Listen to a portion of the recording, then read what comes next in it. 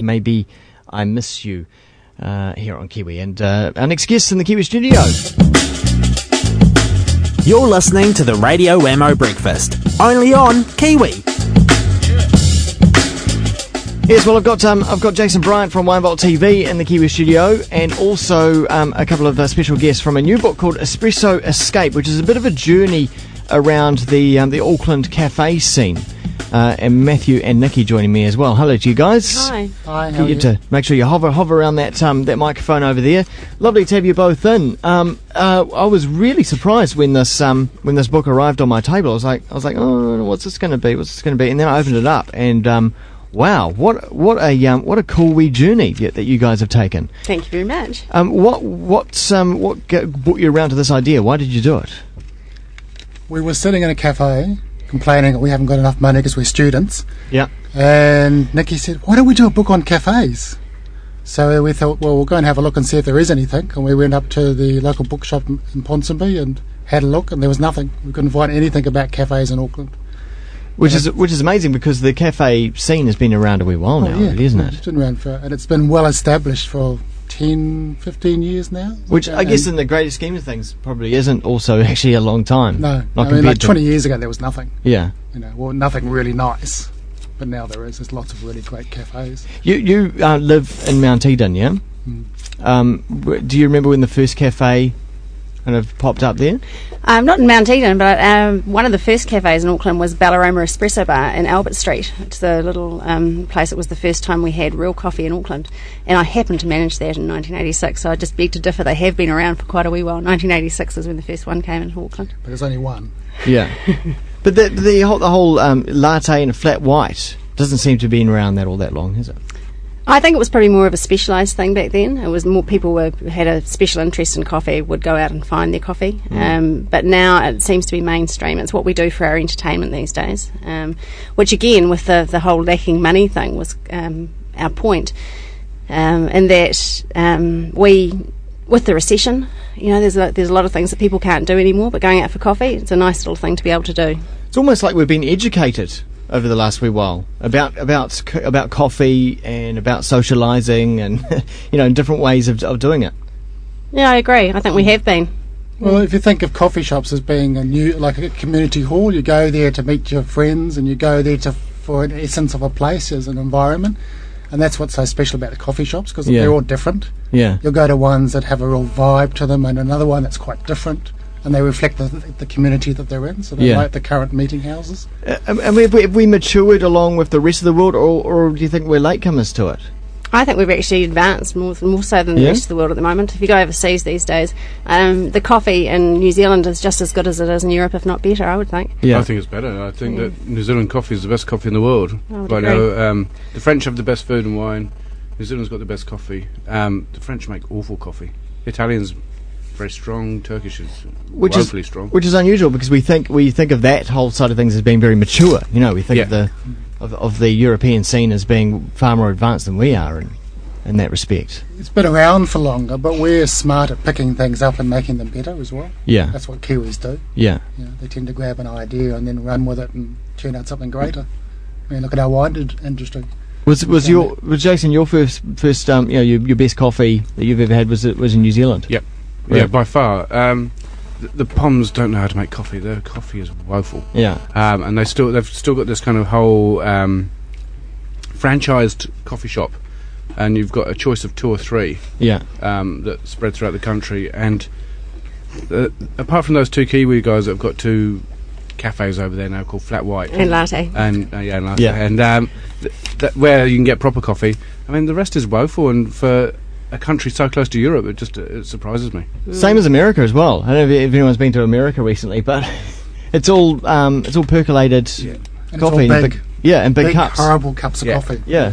With the book, we decided we weren't going to go anywhere near any of the franchises. It's kind of the little heart cafes in Auckland. So there's no Starbucks in here at all, is there? Not a one. No Esquires, no Gloria Jeans. We shouldn't be saying that on radio. Yeah. Some of those local franchises though. or they all sort of come from? They are franchised to local people. They are franchised to local people, but the aim of the book was to try and get the local people, the people who are actually have their heart in their own cafe, not somebody else's heart and printed on top of the cafe. Yeah. And all of the cafes, the community do come together in them. There's a real kind of community feel. You get in there and people are talking to each other by first name and chatting away. It's nice. Yeah.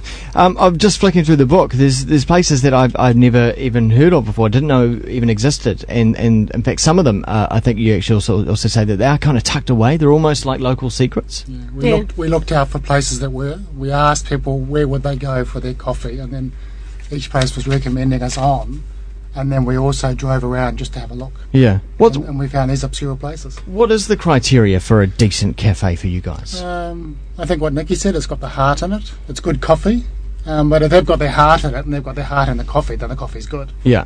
Does food play a role?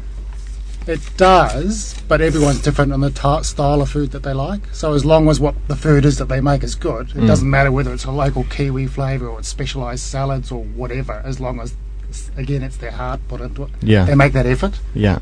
So it's usually the owners are involved with the running of it, and they're either there or they're closely involved with how it runs to make sure that it runs well.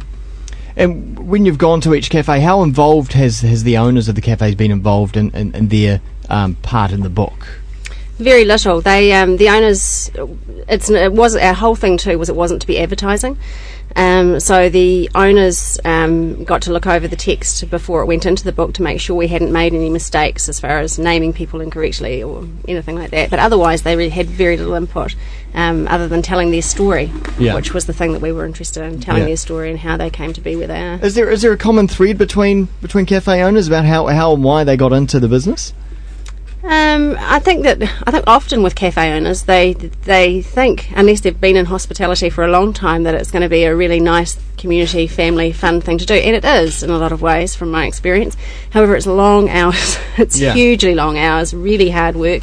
And I think people are often surprised by that once they get into the cafe scene as to what it's like. I think it's like the wine business, Jason. People have a romantic vision of what it's going to be like to own a cafe. Sipping a glass of wine under the vines that they've just made and stuff like this. And the reality is that they've got to pick them, prune them, crush them, and it's blood, sweat and tears. Absolutely. Same thing with cafes. You know, if you're up at night making the carrot cake to put out there the next morning, the hours become quite long. So do you have a favourite cafe that you go to all the time, or do you still follow that kind of essence of the book that you go around and explore other cafes?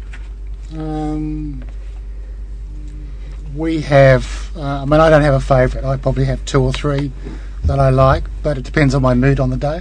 Right, okay. And we're now also looking at, where's the other places that we may not have discovered in preparation for another book. Yeah.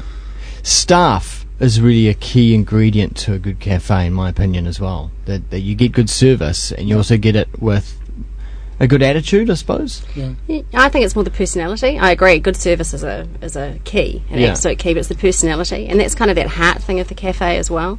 With good staff, people come through the door and they maybe. I used to work with a guy who was really cheeky with every customer who came through the door, and they loved it.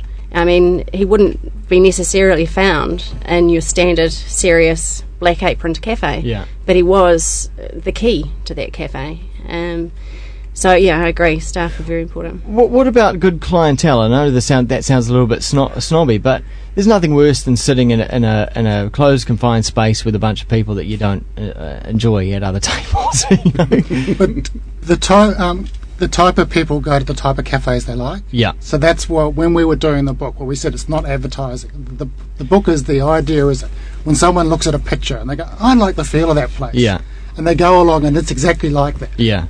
So that the right people are going to the right cafes. The look of a cafe can really describe actually how it feels, right? Yeah. And the type of food, and also how good the coffee is. Yep. Yeah. So the idea of the book is that you get a feeling for the essence of it. So you're going to the cafe that suits you rather than to a place that this isn't my scene. Yeah. Or even the people you're taking with you. I mean, I'd take my mum and dad, for example, to some of the cafes in there, and there's other cafes in there that would not suit them at all. No. You know, and but would suit my friends from Sydney or whatever. So it's. You can pick your place throughout the book. Interesting, eh? You could look at your friends and go, no, you're more of that sort of cafe. I do it. You can. Yeah, do you? Yeah. Yeah, you do. Yeah. Subconsciously. But now that you've talked about it, I can identify that. You go, I wouldn't take you there. But I would take you here. Yeah. Because you go into a cafe because of the feel of the cafe. The coffee is incidental to that. Yeah. Yeah. It's the experience you're after, and that's kind of what we tried to capture. It's the experience that we're looking for in that book, Now, you guys are Auckland residents, but I know that a book like this would do so well in Christchurch, would do so well in Wellington as well. It would. We have had that thought. Yeah, yeah. Especially Wellington. I don't know about Christchurch. It's not a lot lot of cafes there that we would. Oh, I don't know. There's some gems there. My family is in in Christchurch. Yeah. It seems like you've got a lot of coffee drinking ahead.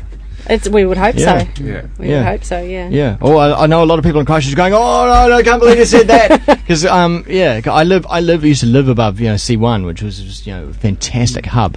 And I know since, in the last 5 years, since I've been gone, it's just sprung up all over the place. We did go to a really good one down there. My sister showed us, and it was really great. And we almost included them in it just as something different. Yeah. But we decided, no, we'll focus on Auckland. Well, fantastic. It's a really great book. It's called Espresso Escape. Matthew and Nikki, thanks so much for coming in and telling us all about it. You're welcome. Thanks